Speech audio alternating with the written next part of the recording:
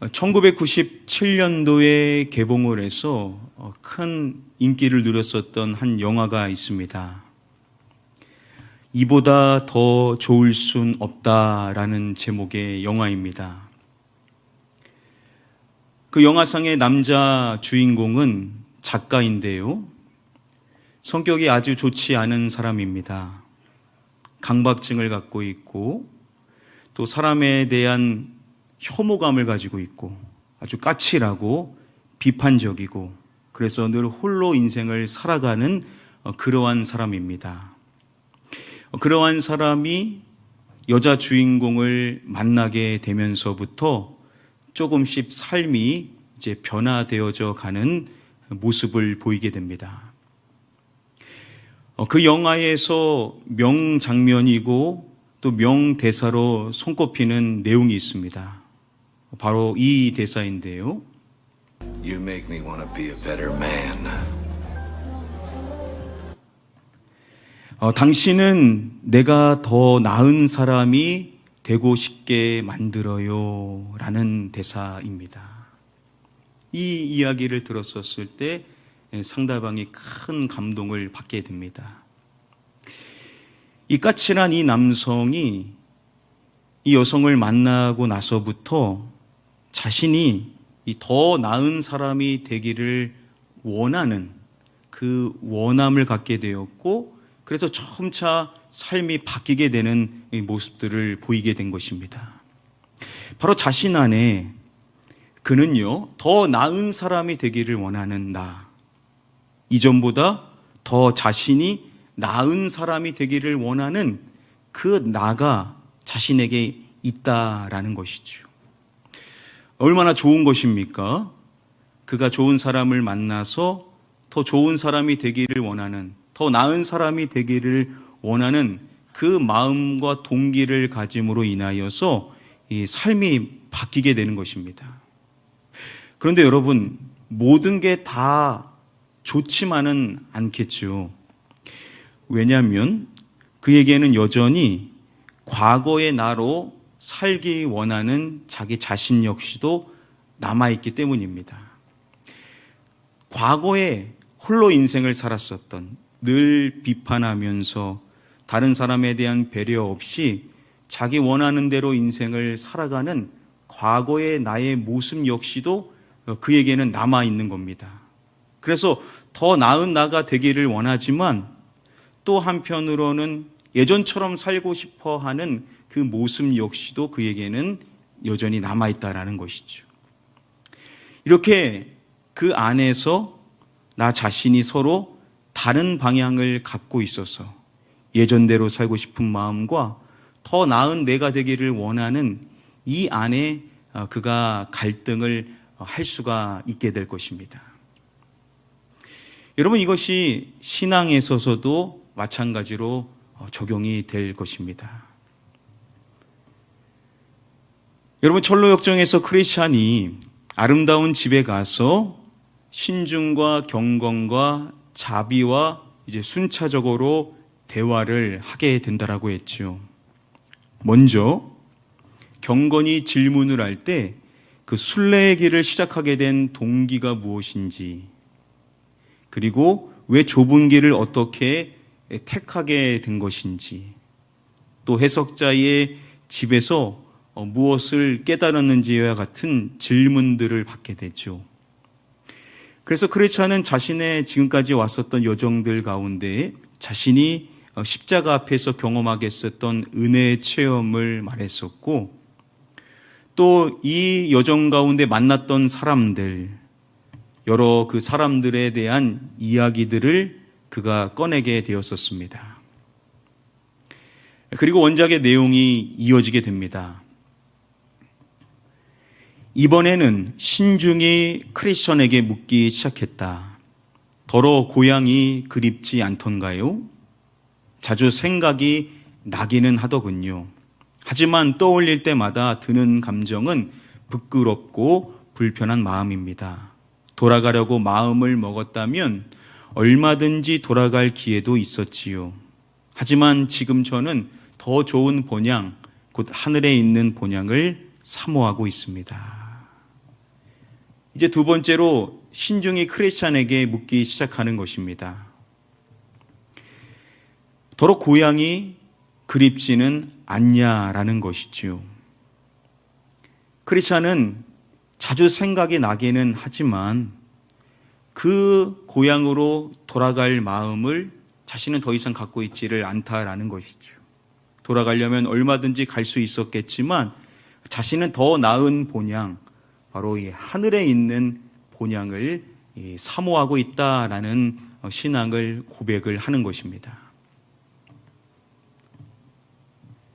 그래도 아직 고향을 생각하고 그리워하는 마음이 남아 있으시지 않나요? 있기는 있지요. 하지만 아쉬움 같은 건 아니에요. 한때 나뿐만 아니라 고향 사람들 모두가 즐거워하던 세상적인 욕구들이 남아있기는 하지만 이제는 괴롭고 가슴 아픈 기억을 불러일으킬 따름입니다. 할 수 있다면 이런 악한 것들을 더 이상 생각하고 싶지 않아요. 저는 선한 일을 행하고 싶지만 제 안에는 어쩔 수 없이 악이 도사리고 있습니다. 그에게 또 묻는 것이 그래도 그 고향에 남아있는 사람들과 과거에 했었던 그러한 일들에 대한 미련이 남아있지 않냐라고 또 질문을 하는 것입니다. 그랬었을 때 크리스찬은 있기는 있다라고 먼저 운을 띄웁니다.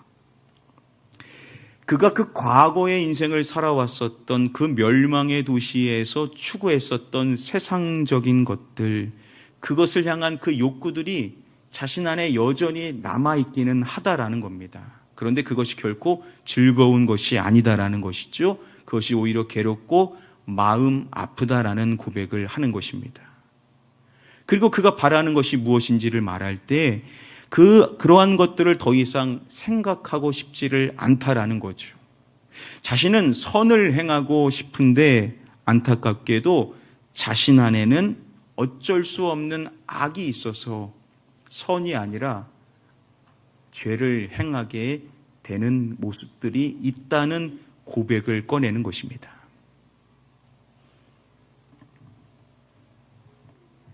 그래도 혼란스러웠던 그런 일들이 다 극복된 것처럼 여겨지는 때도 있지 않나요? 네, 드물지만 그런 경우가 있기는 하지요. 제게는 더할 수 없이 소중한 순간입니다.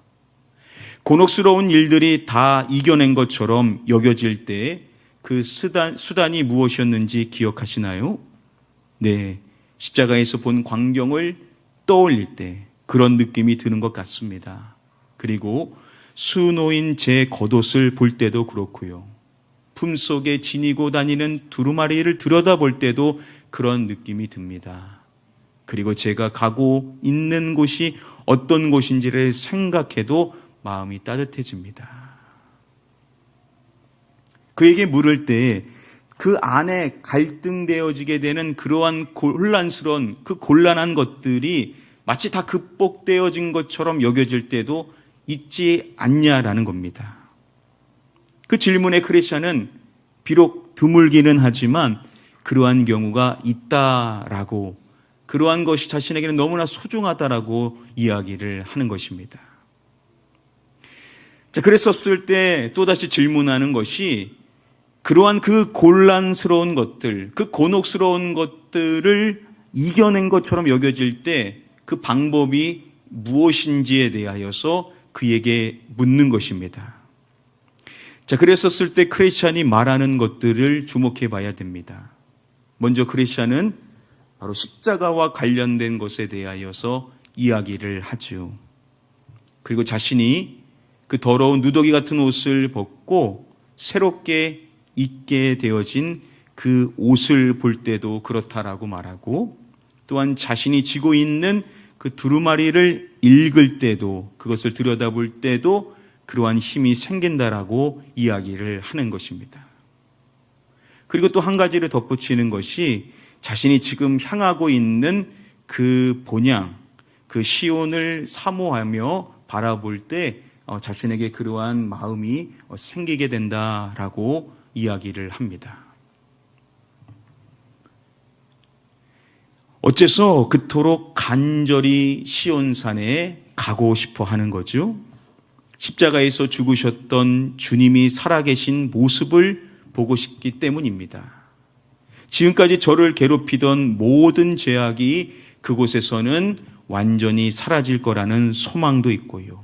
그곳에는 죽음이 없다고 하더군요. 그리고 그곳에서는 제가 사랑하는 사람들과 영원히 함께할 수 있다고 합니다. 저는 제 짐을 벗겨주신 그분을 진심으로 사랑합니다. 죽음이 없는 그곳에서 사랑하는 이들과 함께 거룩하다, 거룩하다, 거룩하다라고 영원토록 찬양할 순간이 너무도 기다려지군요. 크리스찬에게 묻는 것입니다. 왜 그렇게도 간절하게 시온산에 가고 싶어 하는 그 이유가 무엇인지를 묻는 것입니다. 그 질문에 크리스찬은 자신이 너무나도 사랑하는, 자신을 위하여서 십자가에서 목숨을 버리신 주님이 살아계신 그 주님을 뵙고 싶다라는 이유 때문임을 말합니다. 그리고 그곳에서 자신이 사랑하는 사람들과 영원히 찬양하면서 그 행복한 순간을 그리고 있기 때문에 자신이 그곳을 간절히 가고 싶어 한다라고 답을 하는 것입니다.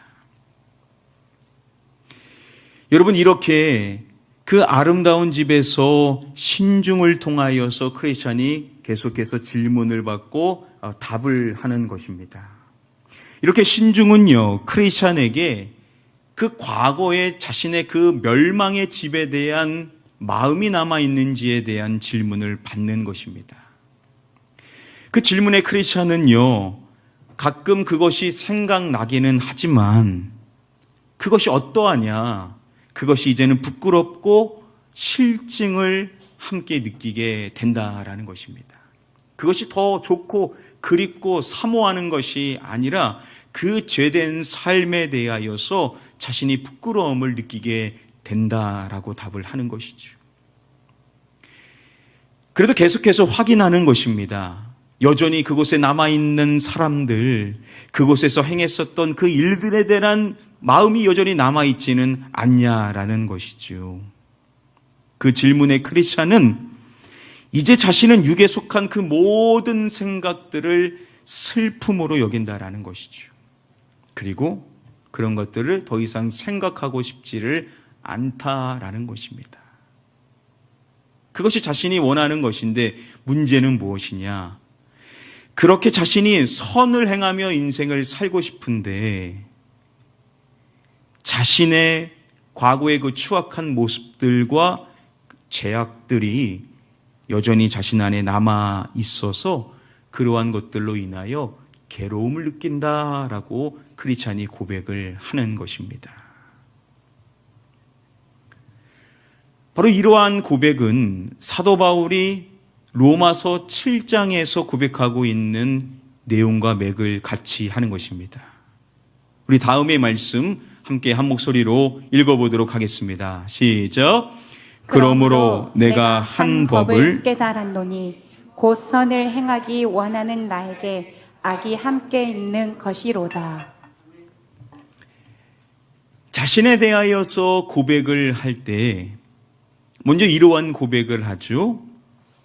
이것을 행하기 원하는 나라고 고백을 하는 것입니다.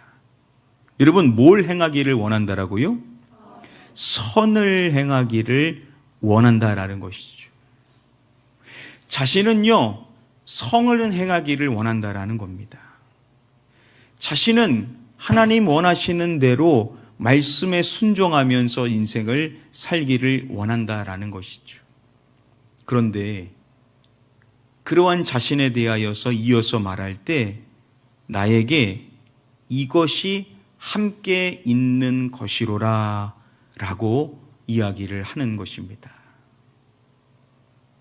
나에게 악이 함께 있는 것을. 선을 행하기를 원하는 것이 나인데, 그런데 그러한 나에게 악이 또 함께 있다라는 것이죠. 그래서 내가 진짜 원하는 것은 선을 행하며 인생을 살아가는 것입니다. 하나님의 뜻대로 인생을 살고 싶습니다. 말씀에 순종하는 삶을 살고 싶습니다. 그게 진짜 내가 원하는 것인데 여전히 내 안에 악이 함께 있다라는 것입니다. 그래서 더 이상 생각하고 싶지 않은 것들이 너무나 많고 오직 하늘의 것을 생각하며 주님만 생각하며 그 뜻을 이루며 살고 싶은데 그렇지 못하게 되는 현실 앞에서 괴로움을 고백하고 있는 것입니다. 크리스찬도 그랬었던 것이죠. 선을 행하고 싶은데 자신 안에 있는 그 추악한 모습들로 인하여서 악을 따르고자 하는 그러한 모습들로 인하여서 괴로움을 느끼고 있다는 것입니다. 거듭난 크리스찬이 느낄 수 있는 괴로움이죠. 거룩한 괴로움이 아닐 수가 없습니다. 믿지 않는 사람들은요, 이런 것을 느낄 필요가 없죠. 양심상 속으로는 그렇게 느낄지 모르지만 그것을 적극적으로 추구하지는 않습니다. 그런데 우리는 하지 말라고 해도 이러한 갈등과 괴로움이 자꾸만 들게 되더라는 것입니다. 왜냐? 나는 선을 행하고 싶은 겁니다. 하나님 말씀대로 살고 싶은 겁니다. 하나님 뜻대로 순종하며 살고 싶은 것입니다. 그런데 내 안에 악이 여전히 남아있다라는 것이죠. 자, 그랬었을 때 그런 그 괴로움으로 인한 그 혼란을 극복할 수 있는 힘이 무엇인지에 대하여서 신중히 묻게 되는 것이죠. 그랬었을 때 크리스찬이 네 가지를 고백함으로써 자신의 그 어려움을 극복할 수 있는 비결, 그 원천이 무엇인지를 네 가지로 이야기를 하는 것입니다. 자, 이것이 오늘날 우리에게도 그대로 힘이 될 수 있는 사항들이겠죠. 자, 먼저 첫 번째, 그 괴로움과 갈등, 그것을 극복할 수 있는 힘의 원천. 여러분 뭐라고 했습니까? 바로 십자가입니다. 십자가. 가장 중요한 거 바로 십자가죠. 다른 것들을 다 까먹어도 우리가 항상 기억해야 될 것은 우리는 다시 십자가로 돌아가야 된다는 것. 우리가 죄의 갈등이 있고 그 죄의 갈등으로 인하여서 여러 가지 마음 안에 혼란스러운 마음이 들고 때로는 정죄감이 들 때마다, 그래서 그러한 좌절감이 생길 때마다 우리는 우리의 그 모든 죄를 용서하신 예수 그리스도의 그 십자가 앞으로 나아가야 될 줄 믿습니다. 그 십자가 앞에 서게 될 때 얼마나 감사합니까? 아, 나를 용서하신 예수 그리스도, 그분의 그 놀라운 은혜와 그 사랑에 감격하게 되고, 그리고 내가 그 십자가에서 함께 죽었다라는 사실도 고백하게 되고, 내가 그 십자가와 함께 다시 살아났다라는 사실 역시도 우리가 믿음으로 선언하게 되었었을 때 우리는 죄로 인한 갈등에서 벗어나고 다시 자유함을 누릴 수 있는 자가 되게 될 줄 믿습니다. 그러니까 첫 번째는 항상 뭐냐? 십자가인 겁니다. 그러니까 우리가 뭔가 우리의 신앙에 어려움이 있다, 내가 뭔가 신앙에 있어서 떨어진 부분이 있는 것 같다, 뭔가 내가 믿는 사람임에도 불구하고 때로는 마치 아닌 것처럼 느껴지는 그러한 갈등들이 있다라고 한다면 우리는 어디로 돌아가야 된다라고요? 십자가로 돌아가면 되는 겁니다. 십자가. 바로 그 십자가가 우리의 구원의 표징이 아닙니까? 우리를 구원하신 예수 그리스도의 그 십자가. 그 십자가로 돌아가게 될 때 우리는 다시 은혜 앞에 서게 되고 우리를 자유케 하시는 그 십자가의 능력으로 인하여 우리는 다시 일어서게 될 줄 믿습니다. 첫 번째는 십자가고, 다음으로 두 번째로 제시한 것이 있죠. 십자가의 그 경험을 말했었고, 두 번째는 무엇이냐? 바로 그가 새롭게 입게 된 옷에 대하여서 이야기를 했습니다. 요한계시록의 말씀 가운데 요한계시록 7장의 말씀을 보면 흰옷 입은 자들에 대하여서 이야기를 해준다라고 했었죠. 이 흰옷 입은 자들에 대하여서 이야기를 할 때 이어지는 14절 말씀에 보면 그 옷을 씻어 희게 하였느니라 라고 말씀을 해준다라고 했습니다. 그 옷을 깨끗하게 한 것, 그것에 대하여 말할 때 어린 양을 말한다라고 했죠. 여러분, 어린 양 누구십니까? 예수 그리스도에 대하여서 말할 때 예수 그리스도 어린 양의 이것에 의하여서 우리를 씻어주셨다라고 말씀을 해주죠. 어린 양의 피를 말하는 것입니다.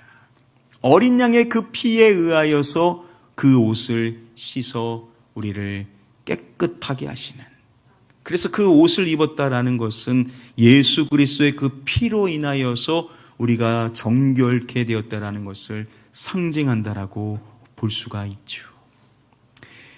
여러분, 우리가 구원받은 그 십자가의 은혜를 입고 인생을 살아가는데 우리도 또 넘어질 때가 있고 반복되어지는 죄로 인하여서 갈등할 때도 있고 정죄감이 또 발생하게 될 때도 있는데, 그럴 때마다 우리는 기억해야 될 것이 뭐냐?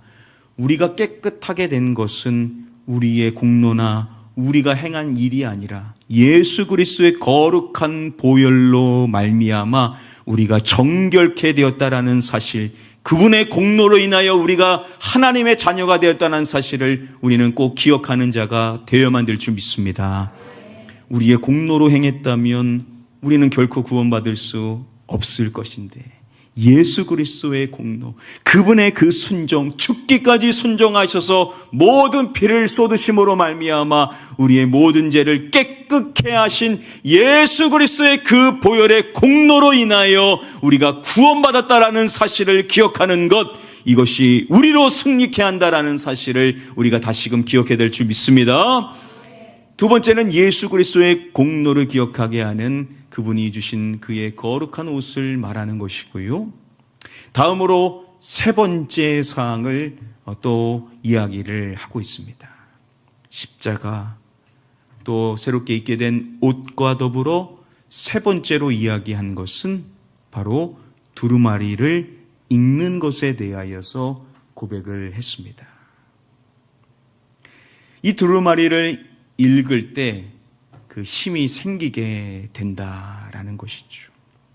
두루마리가 의미하는 것은 여러 가지로 해석할 수 있겠지만 일단 기본적으로 성경에 대하여서 우리가 빼놓을 수가 없을 것입니다. 여러분, 성경을 읽는다라는 것이 얼마나 귀한 것인지 여러분들도 다들 경험해 보셨을 것입니다. 새벽에 통독을 하다 보면요, 하나의 그 말씀이 제 안에 팍 들어와서 그 하루를 살아갈 때 그 읽었던 그 말씀이 제 안에 막 움직여서 저의 생각을 붙잡아주고 제 행동을 바로잡아주고 저의 꿈까지도 바르게 잡아주는 것들을 경험해 보게 됩니다.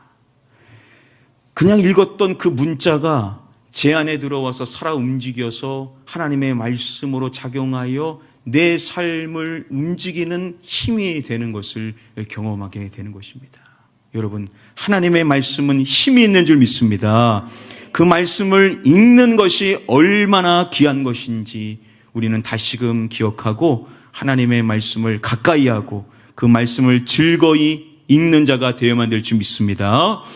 여러분들의 삶의 현장에서도 말씀을 가까이 하시는 분들이 계실 것입니다. 다른 것들을 하기 전에 먼저 성경을 읽는 습관을 갖는다는 것만큼 더 좋은 것은 없겠죠. 주무시기 전에도 성경을 읽으시는 분들이 계신 줄을 압니다. 참 좋은 습관이고 우리의 인생의 가장 귀한 습관 중에 하나가 바로 이 성경을 수시로 펼쳐서 읽는 것, 이것이야말로 우리로 승리할 수 있는 힘을 준다라는 사실을 기억하시고 오늘부터 다시금 하나님의 말씀을 가까이 하고 즐거이 읽으시는 저와 여러분들 되시기를 주님의 이름으로 간절히 축복하며 축원합니다. 십자가와 새롭게 입은 옷과 두루마리를 읽는 것과 더불어서 마지막 네 번째 사항을 크리스찬이 고백을 했습니다. 마지막 네 번째는 바로 하늘나라의 본향에 대하여서 그가 고백을 하죠. 믿음장인 히브리서 11장의 말씀에서 구약의 믿음의 사람들을 말할 때 그들이 나온 바 본향을 생각하였더라면 돌아갈 기회가 있었으려니와 라고 말합니다. 그들이 자신들의 나왔던 그 본향을 생각했다라고 한다면 얼마든지 돌아갈 수가 있었을 것이라는 것입니다. 자, 그런데 그들은 그렇게 하지를 않았다라는 것이죠. 그 이유가 무엇이냐? 이어지는 말씀에서 고백해주고 있습니다. 함께 말씀 읽어볼까요? 시작.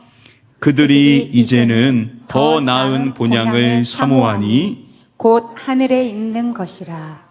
그들이 사모하는 것이 생기게 된 것인데 그게 뭐냐? 더 나은 본향. 어디에 있는 거요? 하늘에 있는 더 나은 본향을 사모하기 때문에 자신들의 그 나온 본향에 대하여서는 더 이상 미련을 갖고 있지 않다라고 말씀을 해주는 것이죠. 바로 크리스찬이 동일한 이야기를 한 것입니다. 내가 하늘에 있는 그 본향, 더 나은 본향을 사모하게 되었을 때 자신 안에 힘이 생기게 되고 죄로 인한 그 갈등과 괴로움에서 벗어날 수가 있다라고 고백을 한 것입니다. 우리가 이 철로 역정을 우리가 계속해서 함께 공부하면서 우리가 가장 가져야 될 한 가지 중에 하나가 바로 더 나은 본향, 하늘의 본향을 사모하는 것인 줄 믿습니다. 바로 크리스찬은 그것을 너무나도 간절히 사모한 것이죠. 왜 사모한다라고 했습니까? 다른 이유도 있지만 그곳에 계신 누구를 뵙기 원한다라고요? 예수 그리스도 나의 주님을 뵙기를 원한다라는 거. 사도 바울도 그렇게 고백을 했죠. 영적으로는 내 안에 있다라고 하면서도 물리적으로는 떨어져 있는 그 주님께 빨리 가고 싶다.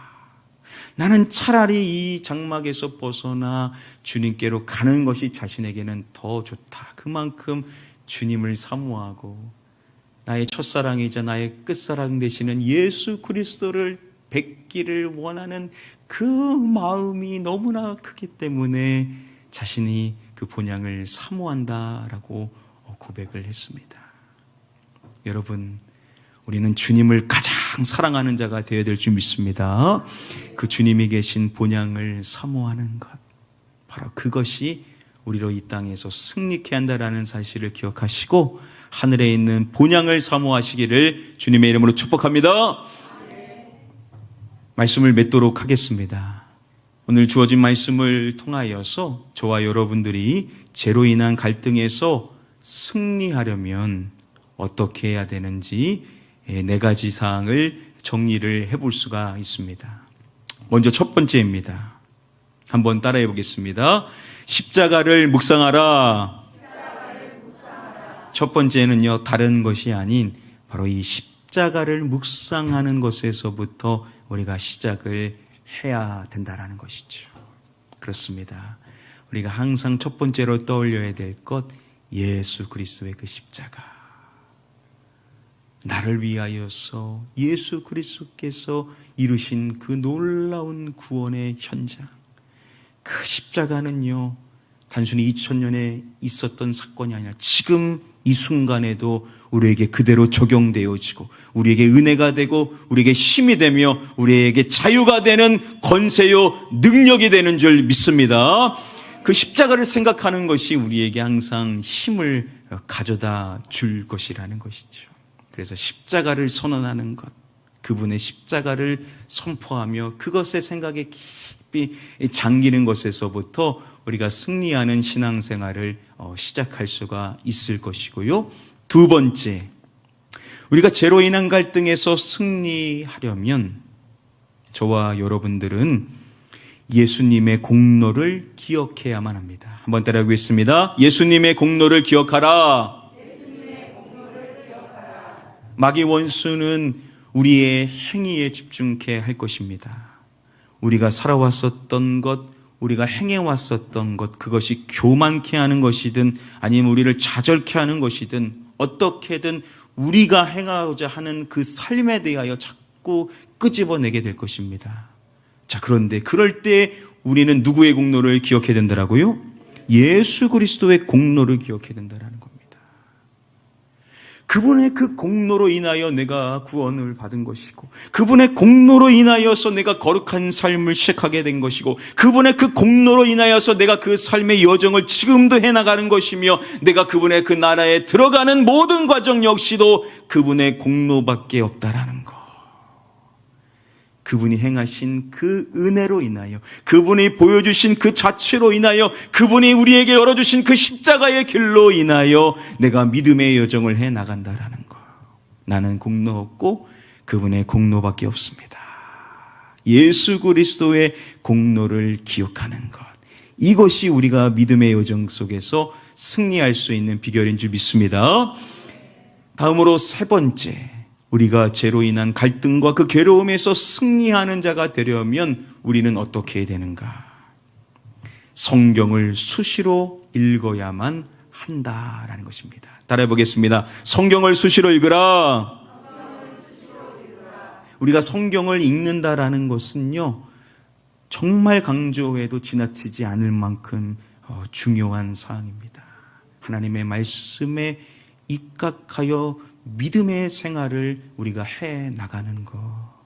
그래서 여러분들이 성경을 얼마만큼 가까이 하고 있는가, 그 말씀을 하루에 얼마나 읽고 있는가, 일주일의 삶 속에서 하나님의 말씀을 읽은 그 시간을 우리가 한번 계수해 본다라는 것은 너무나 중요한 점검이 아닐 수가 없습니다. 수시로 성경을 읽으셔서 여러분들이 지금도 읽으시겠지만 더 많이 읽는 것이 중요하겠죠. 크리스찬은 그것을 읽을 때마다 힘이 난다라고 했습니다. 그러면 그것을 더 많이 펼쳐보고 읽는다라는 것은 우리로 더 승리케 할 수 있는 힘을 제공해 줄 것이라는 것이죠. 그러니까 여러분, 오늘부터 이 성경을 자꾸 펼치시고 자꾸 읽으려고 하시는, 그래서 그 말씀을 사모하셔서 그 말씀이 여러분들에게 힘이 되고 능력이 되게 되기를 축복합니다. 우리가 죄로 인한 갈등에서 승리하는 자가 되려면 마지막 네 번째, 우리는 본향인 천국을 사모해야 된다라는 것입니다. 따라해 보겠습니다. 본향인 천국을 사모하라. 이제 우리에게 주어진 본향, 바로 하늘에 있는 하나님의 나라 천국이고, 그 천국을 사모한다라는 것. 그곳에 계신 주님을 기대하고 그분을 기다리며 그분과 함께 더불어 살아가는 그 삶을 꿈꾸며 나아가는 것, 바로 그것이 우리로 승리케 하는 원동력이 될 수가 있다는 것입니다. 십자가를 묵상하라. 예수님의 공로를 기억하라.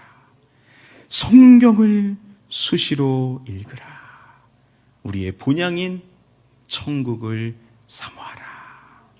이 네 가지 잘 기억하셔서 여러분들 모두가 죄와 싸워 승리하시고 그 괴로움과 갈등에서 벗어나 자유함을 누리셔서 항상 승리의 신앙의 여정을 잘 걸어나가실 수 있게 되기를 마지막으로 주님의 이름으로 간절히 축복하며 축원합니다.